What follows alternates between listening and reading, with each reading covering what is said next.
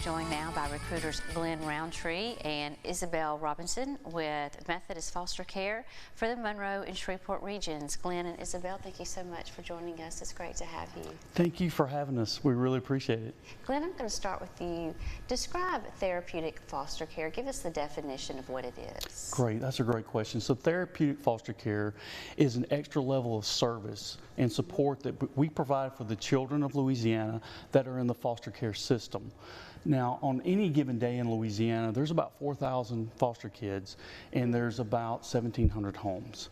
And so out of all the children that are in the foster care system, they've all had trauma, right, from abuse and neglect. And they've all experienced these hardships.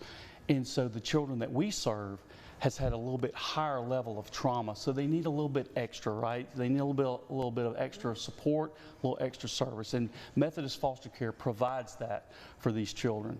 You know, it's relationships that have hurt these children, and it's going to be relationships that are going to help heal these children from the trauma that they've experienced. Isabel, what is trauma and what is the impact on children? So trauma is any situation or experience that really impacts somebody. And adults experience trauma, kids experience trauma, but the way our kids experience trauma, it is during their formative years. It's during when they're developing, they're learning how to ask for things, to have their needs met. And when these kids experience that trauma, it kind of stunts that. So if you imagine you're in the woods and a bear comes up to you, well, your body's parasympathetic nervous system is going to activate. Your pupils are going to dilate, your heart's going to race really fast. You're going to either want to fight, flight, or freeze. But imagine coming home to that bear every single night. You get off the bus, you go home, you walk in, that bear is there. These kids have experienced an unbelievable amount of trauma, so even when they're taken into care, although we're trying to help them, like Glenn said, it's these relationships that are going to help heal them.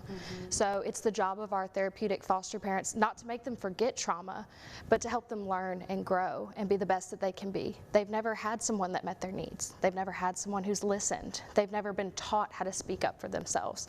Our parents become the biggest advocate in helping them heal from this trauma. That example of the bear speaks volumes, because you can imagine the fear that you would feel if you were in the woods and saw a bear, and imagine the child feeling that way every day is so sad and heartbreaking. Glenn, how can we get involved? Great question. So we make this really simple. We have an online website that's called recruitfostercare.com. And this is a statewide thing. Anyone can go on there and they just fill out some simple information about their name and some other things. And then, you know, we will respond to that. And to whoever does that in every region, we will respond, and if they want more information, we'll call them on the phone, talk to them about it, and see if that's something that they want to do. The other thing, we can go on our Facebook page, and we have testimonials from foster parents and some things that are going on within Methodist foster care around the state of Louisiana. And the biggest thing we ask is just awareness. You know, not everybody's called to be a foster parent. Not everybody's called to do certain things, but we should all be called to do something, right? There's always something that we can do. And just to make awareness that, you know, these children are in our communities and we should support them as best that we can. Sure. Isabel, what are the qualifications to become a therapeutic foster care parent? So I'm glad you said therapeutic. So our requirements are different than regular foster care. We require you to be at least 25 years old or older. We require 2 years minimum of an experience with a special population. So that could be a nurse, a teacher, a daycare worker, anybody that deals with medically fragile people. So you know what the needs are and how to meet those needs. We require that you have at least a high school diploma or a GED. We require that you also have a bedroom that's accommodating enough. It's at least 75 square feet for the child. And we have several others, but those are our main differences between us and traditional foster care. Isabel and Glenn, thank you so much for coming on the show. It's great to have you, and we can't thank you enough for all you're doing for the children out there. Well, thank you for having us. Thank you. We'll be right back.